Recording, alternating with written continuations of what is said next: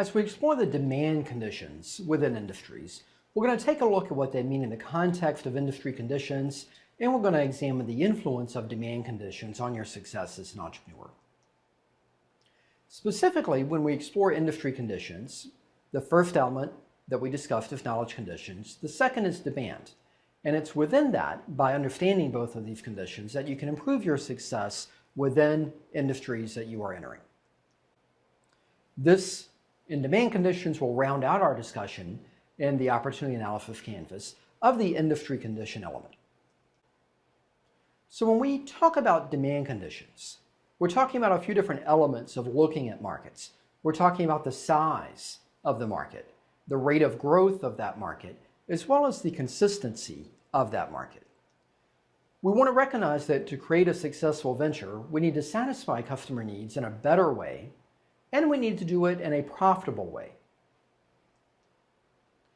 And we want to recognize that a problem well stated is a problem half solved. And specifically, we want to seek ways to understand problems and to solve those known problems. We want to understand not only the current needs and wants in the market, but we also want to be able to forecast and expect where the market's moving and how we're going to be competitive not only now, but later. A big piece of that is an element of customer discovery, of actually getting out and talking to prospective customers. So as we do this, it will help us as well think ahead to when the time comes to begin talking to prospective customers. What are the various segments and what are the various sizes and what are the audiences that we need to be sure to consider? E-learning is a great example to think about demand conditions and the various elements that come into play. It starts in item 1 with recognizing that the global education expenditure is $4.4 trillion, that there are 1.4 billion students, 62 million educators, also a significant number of parents that are influential in purchasing decisions here as well. Now, e-learning as a subset of the education market is sizable as well, at $91 billion. It also has a growth rate in the near term of 23% per year. So that average growth rate through 2017 is 91 billion, increasing at 23% per year. There are a number of other factors that play into the market opportunity and the demand conditions as well. Per element 3, 700 million individuals that lack basic literacy skills worldwide. Item 4, a rising cost of education, up 84% since 2000. High student loan debt, $1 trillion. Item 5, internet users. So if we're going to look at e-learning, we're going to both look at the learning piece in education, and we're going to look at the E piece of electronic and online. So with item 5, we look at internet users. Massive, over 2.4 billion users globally. Item 6, what is the population of the space? How many companies am I competing with? Well, if I'm in Europe, there are 3,000 alone, just in Europe. I look at item 7 of what about the hardware side? What about the ease and availability of tablets? Well, here I see that the US student tablet ownership grew over 250%. And it is rapidly growing beyond that as well. I also want to think, as I'm considering demand, about expectation and about the industry. In item 8, I see there's a lot of hype. There's a lot of expectation. There's a lot of perhaps belief that e-learning and online learning is going to be a panacea for all education and it's going to solve all of our problems and gaps.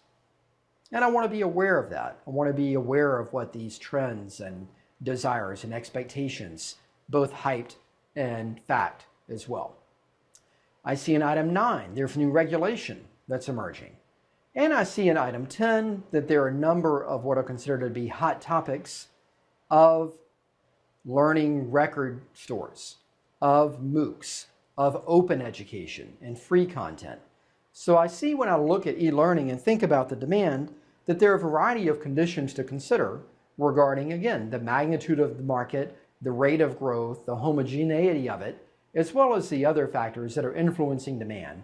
In this case, elements of affordability and web access and tablet ownership and industry standards and expectations.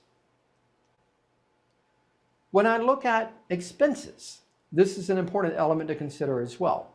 I want to recognize what is the expenses that are incurred on education, and I see here it's over $6 billion a year in the coming years.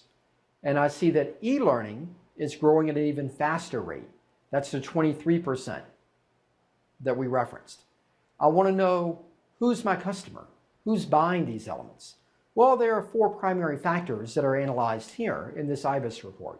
There's the K through 12 market. There's the post-secondary, typically your college market. There's corporate and government spending for employee training. And there's other there as well that factors in a variety of other factors.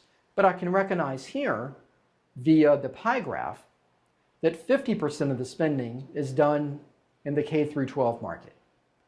Not surprising based on that being the bulk of the population. There are many more schools and many more students in the kindergarten through 12th grade programs than there are in colleges. So in that way, I'm not necessarily surprised by this, but I'm interested in knowing the statistics and what expenses are being made such that if I'm to enter and compete in that market, what are the revenues that are up for grabs? I also want to recognize how the industry is structured and how is it segmented. Working my way from the left side, content is an area that's influenced by regulatory and curriculum matters, that's influenced by requirements, and the types of businesses that would fall into content are the publishers, the content generators, the open source content. My next item, management systems, are looking at scale and complexity and efficiency. These are the software platforms, the tools, the smart technologies, the learning management systems, the analytics, etc., that is factored into e-learning. The third element, distribution, arguably the most popular of late, is looking at online access, free or paid, one-to-one, one-to-many. Types of businesses include immersive learning, of how can we make perhaps face-to-face learning or hybrid learning more immersive and more experiential and more customized. It's MOOCs, it's other learning portals. And all 3 of these elements, content, management systems, and distribution, will play a role as we're working to serve our customer. And we are looking at the cost of education, the level of qualification, the flexibility, the customer experience, the quality that's being delivered across the intersection of these 3 areas of content, management systems, and distribution. I'm also interested in fundraising, and specifically, as I look at these many competitors in the market, are people raising money? Are people getting funding from venture capitalists and other types of investors? And I see here that they are, albeit it's on a bit of a decline. We see it rose into 2010, but with the US and economic slowdown and the global economic slowdown, it began to dip off a bit. It's not surprising, recognizing that many of the K through 12 and many of the college audiences, nominally 85% from the prior chart that we saw of our customers, are public funded, meaning they're reliant on tax revenues, meaning they're reliant on federal spending. So if federal spending is down or if tax revenues are down, then that's going to have an impact on industries that are tied and connected to them. We can, however, see that there's still significant funding in the space. $864 million in 2012 alone is the forecast here. That was a year to date. It was likely a little bit above that in the end as well. And when we look on the right-hand side of the volume of deals, we're still seeing somewhere between 87 and 130 deals done per year. So that would typically mean approximately 100 companies that have been funded via these means. We also want to look at M&A activity, the merger and acquisition activity in the space, and what was going on there as well. We're seeing that there's a lot of consolidation, a lot of acquisition. We can look here and see deal values approaching 10 billion. And we can also see that many of those deals in the education space were in fact e-learning companies. So 75% of the education companies that merged or were acquired were in the e-learning space. What we can also look at as we do this type of research is who's raising money, from who, and what target sector, and at what transaction value. What we can see here is a little bit of a survey, a little bit of a snapshot of the target. So these are the companies that raise money. We can see the investors. And we can see some pretty notable investors here that vary from some notable VCs like Andreessen Horowitz, as well as to some foundation like the Bill and Melinda Gates Foundations that are putting money into this space. We can see the target sectors, largely distribution, and we can see transaction values. So a few million here, 10 or 15 million there. We can also do this type of research in other areas. Everything you've seen is from an IBIS report, and this is one of the research databases that you have access to as a University of Maryland student. There are others out there. We'll look at BivStats, we'll look at Eurostats if we're over in the EU.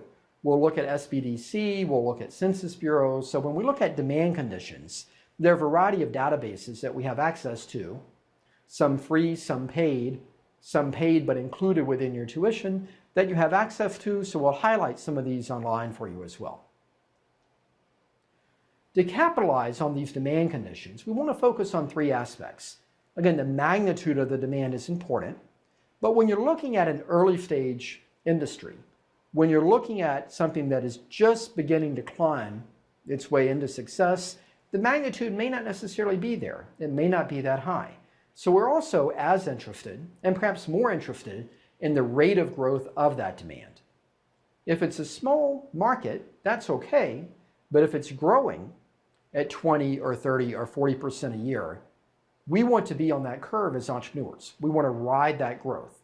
And the idea is that a rising tide will raise many of the companies that are in that space. We're also interested in the consistency of demand across the customer segments. So when I look at that demand and I see that half of the market spend is K through 12, that's a fairly homogeneous market.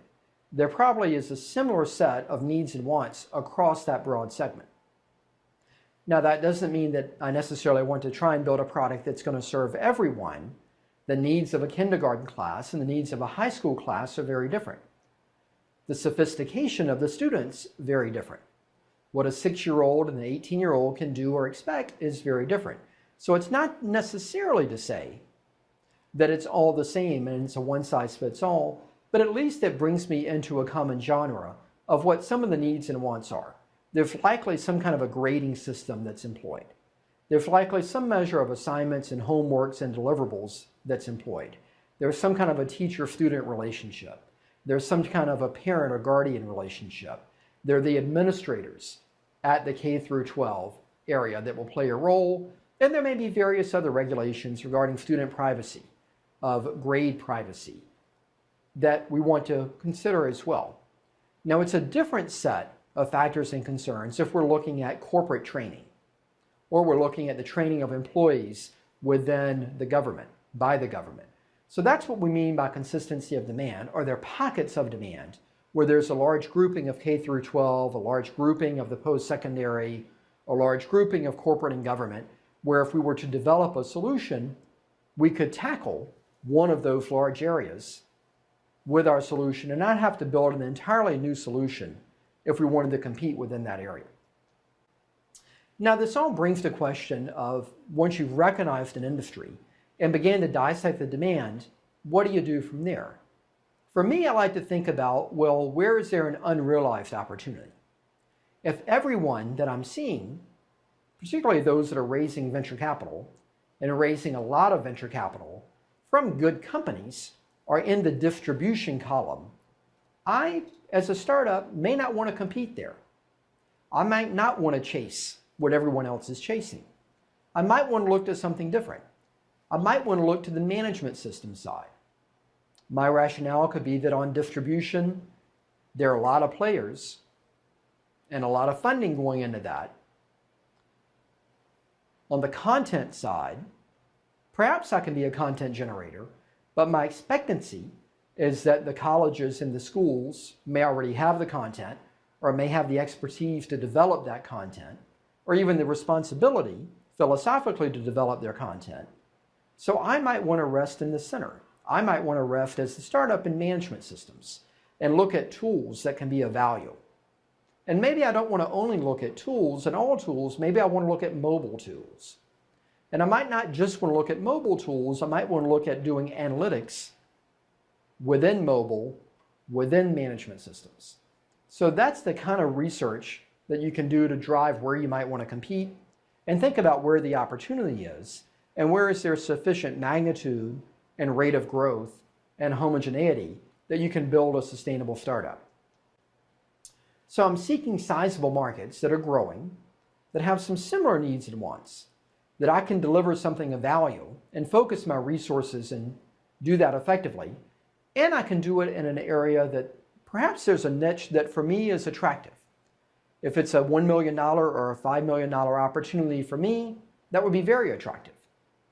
For Microsoft, for Google, not answering the phone for $1 million opportunity, not having a meeting to discuss a $1 million opportunity, just too small for companies at that scale. So you may find that there are opportunities to engage and participate in market opportunities that might be too small for some of the large players to compete in, but may be very much worth it as a startup. Segmentation is a central piece to consider as well when you're thinking about demand. With segmentation, it's an opportunity to specialize and to build reputation and a brand for doing one thing well, that you can leverage that into new things later. In summary, when we think about demand conditions, we want to recognize this is a piece of the industry that we need to understand. And we want to recognize the element and the influence that magnetism, rate of growth, and homogeneity plays as we look to bring new products to market.